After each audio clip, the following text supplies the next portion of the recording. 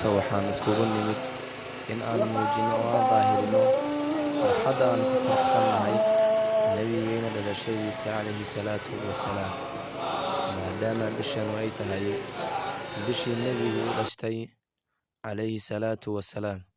In la weyneeyo nebiga calayhi salaatu wasalaam ama waqtigii uu dhashtay in la weyneeyo aad iyo aad ayay inagu habboon tahay weye.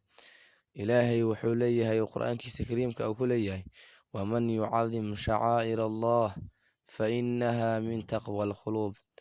waman qofkii yucadim weyneeya shacaa'ir allah, ilaahay diintiisa calaamooyinkeeda, diinta ilaahay calaamooyinkeeda qofkii weyneeya, fa inaha min taqwa alquluub, waxay ka mid tahay weyneyntaasi qulubta cabsida ayay ka mid tahay weye, ayuu ilaahay leeyahay.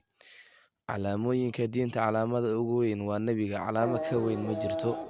ummadda islaamka meel kastoo ay joogaan waxaan leenahay kusoo dhowaada ixtifaalka mawlidka nebiga.